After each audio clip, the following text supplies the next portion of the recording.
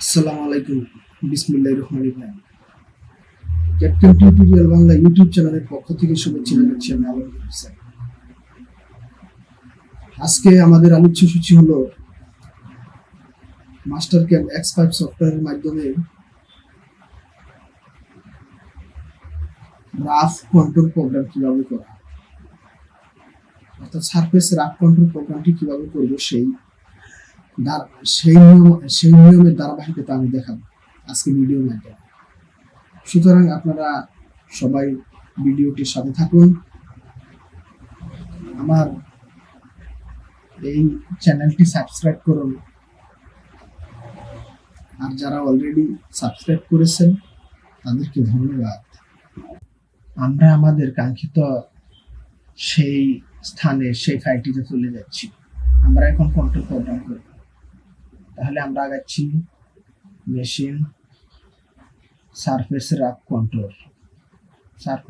Control সেকশনে যাব। হ্যাঁ, কন্ট্রোল সিলেকশন করলাম, ওকে।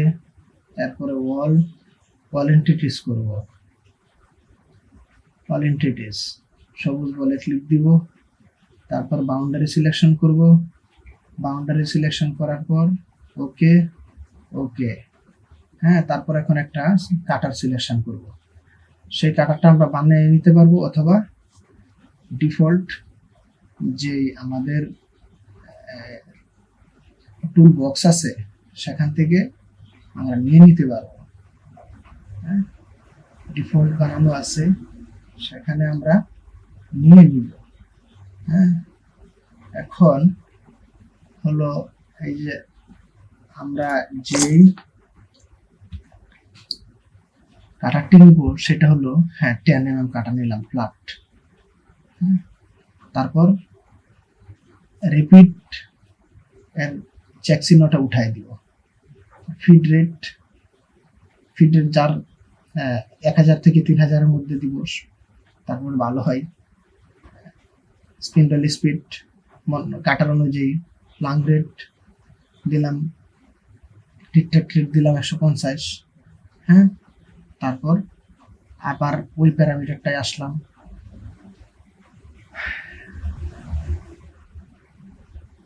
এখানে মান যেভাবে দিয়ে দিচ্ছি সেভাবে মান বসাতে হবে।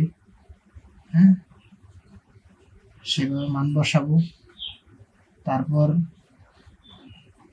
এখানে স্টক যদি প্রয়োজন পড়ে রাখবো, আর যদি প্রয়োজন না পড়ে রাখবো না।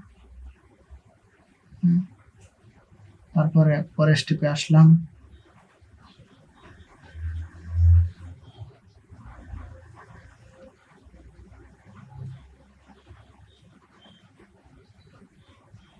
এখানে মান বসাতে হবে 0.025।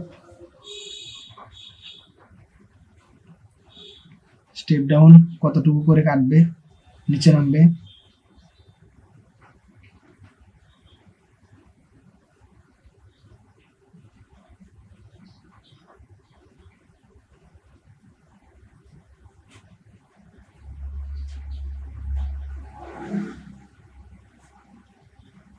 এখানে হলো ডেপথ ক্যাপাসিটি দিব, কোথায় থেকে শুরু হবে এবং কোথায় গিয়ে শেষ হবে, কতটুকু ডিপে গিয়ে শেষ হবে। এটা যেমন আছে এমনই থাক, সমস্যা নাই। তারপর আমরা ওকে করব। ওকে,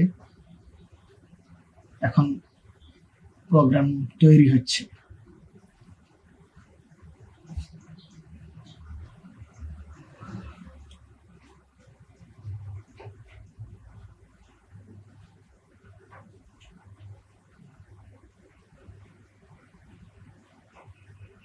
হ্যাঁ, প্রোগ্রাম হয়ে গেছে। এখন আমরা স্টেপ বাই স্টেপ সিমুলেশন দেখব। প্রথম আমরা 2D সিমুলেশন দেখব, তারপর 3D সিমুলেশন দেখব। ভিউয়ার্স, 2D সিমুলেশন দেখব আমরা এখন।